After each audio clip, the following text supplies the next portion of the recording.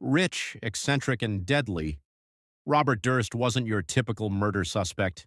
He was born into one of New York's wealthiest real estate families, but behind the billions hid a man connected to three deaths and decades of chilling mysteries. This is the story of Robert Durst and how his own words helped seal his fate. Robert Durst was born in 1943 into the powerful Durst organization. His childhood was marked by trauma, most notably the suspicious death of his mother when he was just 7. That event reportedly haunted him for life. By the 1970s, Durst was set to inherit a vast empire, but his strange behavior, talking to himself, living like a drifter despite his wealth, pushed him away from the family business.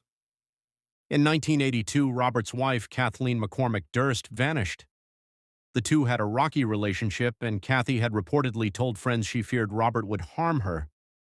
Despite being the last person to see her alive, Robert was never charged.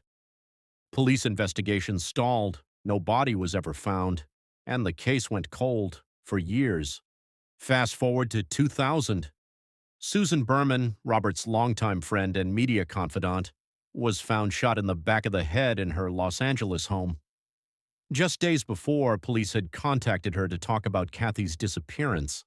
Many believe Susan knew too much, and that Robert silenced her to protect himself. In 2001, Robert fled to Galveston, Texas, disguised as a mute old woman. While there, he got into a dispute with his neighbor, Morris Black. Soon after, Black's dismembered body parts were found floating in Galveston Bay. Robert admitted to killing and dismembering Morris, but claimed it was self-defense. Incredibly, a jury acquitted him of murder. Everything changed with the release of HBO's The Jinx. In the final episode, Durst, not realizing his mic was still on, muttered to himself in the bathroom, "What the hell did I do? Killed them all, of course." That audio clip sent shockwaves across the world. Soon after, Durst was arrested in New Orleans with a fake ID, cash, and a gun. In 2021, Robert Durst stood trial for the murder of Susan Berman. The prosecution painted a picture of a desperate man who murdered to cover up past crimes. They brought in witnesses, including Nick Chavin, who claimed Robert admitted it to him. "It was her or me. I had no choice." Durst took the stand himself.